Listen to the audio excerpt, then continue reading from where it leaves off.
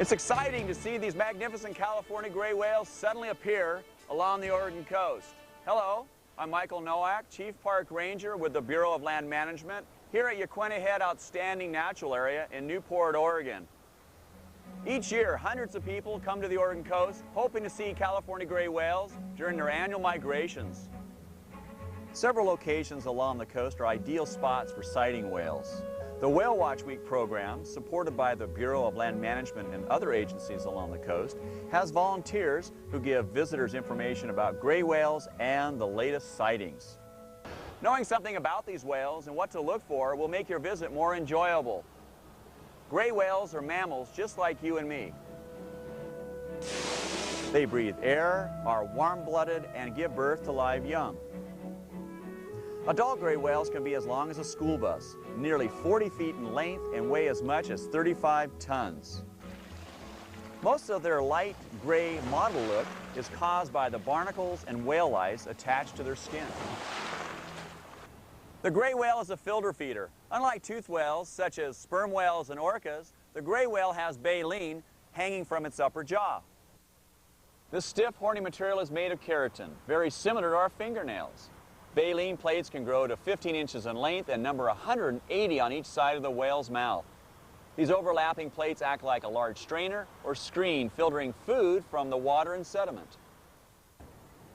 When hungry, the gray whale dives to the bottom, rolls over to one side, and sucks in large mouthfuls of sediment. It then uses its tongue to push out the mud or sand through the baleen filters, capturing shrimp-like organisms called amphipods. They eat over 60 tons of these each year. Gray whales often surface with residue food and mud streaming from their mouth. Most of the 25,000 known gray whales along the eastern Pacific Ocean spend the summer bulking up in the Arctic waters for the migration south in the winter. Bulking up is a necessity for survival.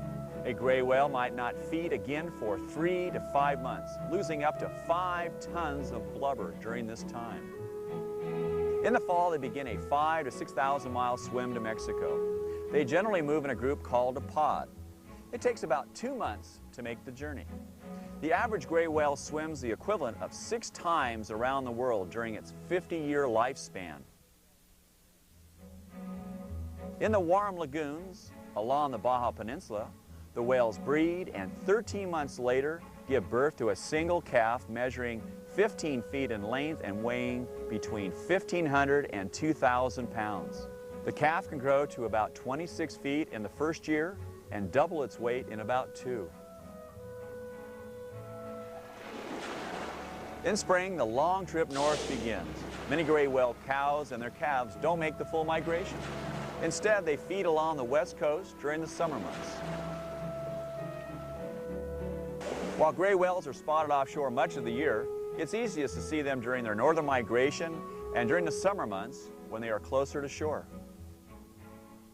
The easiest thing to see will be the blow or the spout, and sometimes this might be all you see. Slowly scan back and forth, looking for a blow that resembles a plume of smoke. It's about 10 to 12 feet high. Like all baleen whales, gray whales have 2 blowholes. If it is calm and they are moving toward or away from you, the blow will appear heart or fan-shaped. Once you've located a blow, concentrate on the general area just ahead of where you spotted it. Gray whales normally make between 3 to 5 shallow dives, servicing and blowing about every 30 to 60 seconds. During a deep or sounding dive, the whale's tail comes out of the water. You probably won't see the whale for another 3 to 5 minutes. An adult gray whale's tail can measure 10 feet wide and weigh about 300 pounds.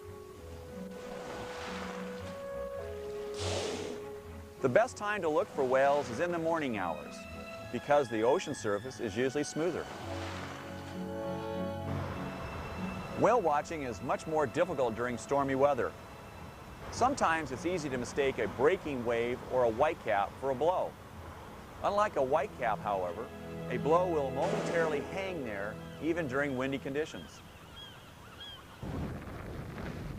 Remember, not every day is ideal for whale watching, but all may not be lost.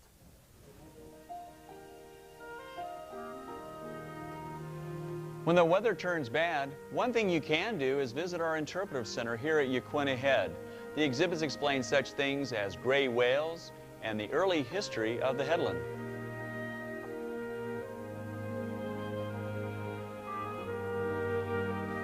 The lens display shows how Yaquina Head's light is concentrated and projected to ships at sea. You will also see what kinds of animal and sea life you will find here. Another area to explore is the natural tide pools just below the lighthouse. Here you may find sea urchins, colorful sea stars, a hungry crab, plant-like sea anemones, tide pool sculpins, and on rare occasions, an octopus. Across in the tide pool area, harbor seals rest from their search for food and care for their young. Yaquina Head is a great place to view nesting seabirds. You can see gulls, cormorants, and sometimes tufted puffins. During the spring and summer months, thousands of common murres nest on Colony Rock, delighting visitors and occasionally a bald eagle. Some days everything is right. The weather cooperates, the seas are calm, and the whales are just offshore. Looking down on the ocean makes it easier to see whales. Even though spotting whales from the beach can be difficult, it's not impossible.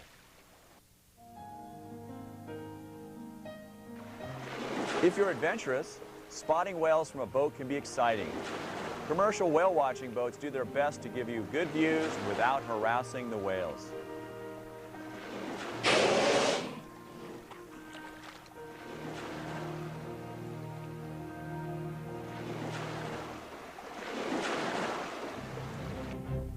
In the early 1900s, gray whales were hunted heavily for their baleen and oil. Their numbers dwindled drastically. In 1946, the Whaling Commission banned gray whale hunting. Thanks to this protection, gray whale numbers are back to what they were before the whaling days.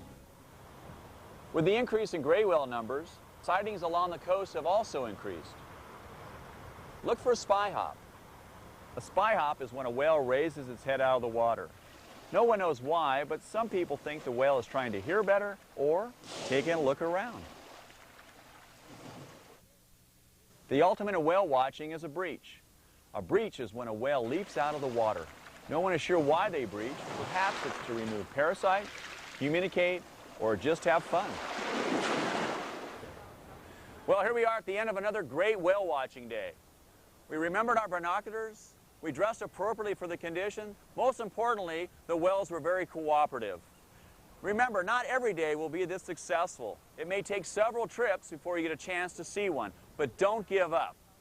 We look forward to seeing you here at Yaquina Head Outstanding Natural Area.